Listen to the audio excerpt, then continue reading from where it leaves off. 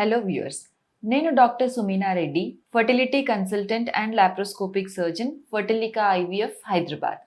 ఇవాళ మనం IVF procedure ఎలా చేస్తారు స్టెప్ బై స్టెప్ తెలుసుకుందాం.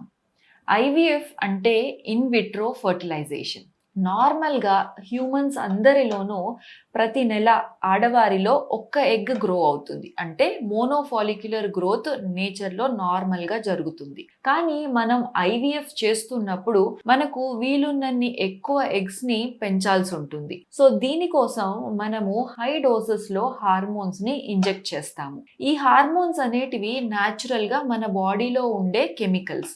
ఈ కెమికల్స్ని మనం బయట ప్రొడ్యూస్ చేసి వాటిల్ని నార్మల్గా నేచర్లో ఉండేదానికంటే హై డోస్లో ఇంజెక్ట్ చేయడం ద్వారా ఎక్కువ నంబర్ ఆఫ్ ఎగ్స్ని గ్రో చేయడం జరుగుతుంది. ఇలా ఇంజెక్ట్ చేసేటివి చిన్న ప్రీఫిల్డ్ సిరంజెస్ ఉంటాయి.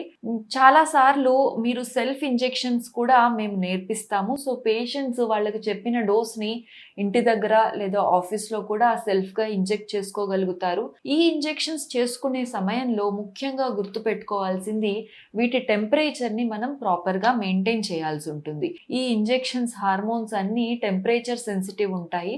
సో వాటిల్ని కరెక్ట్గా ఫ్రిడ్జ్లో ప్రిజర్వ్ చేయడం అనేది చాలా ముఖ్యం. సో ఇంజెక్షన్స్ని ఇస్తూ ప్రతి 2వ రోజు 3వ రోజు స్కాన్స్ చేసి మనం ఫాలిక్యులర్ గ్రోత్ని మానిటర్ చేస్తాం. అట్లాగే ఎగ్ గ్రోత్ సరిగ్గా అవుతుందా అని చూడడానికి మనం సీక్వెన్షియల్గా బ్లడ్ టెస్ట్ కూడా చేయిస్తూ ఉంటాము. సో ఎగ్స్ అన్నింటినీ పెంచుతూ ఇవన్నీ ఒక మెచ్యూర్ సైజ్ అంటే 18 to 20 mm సైజ్ వచ్చిన తర్వాత ఫైనల్గా లాస్ట్ ఇంజెక్షన్ అంటే ట్రిగర్ ఇంజెక్షన్ అనేది ఇవ్వడం జరుగుతుంది.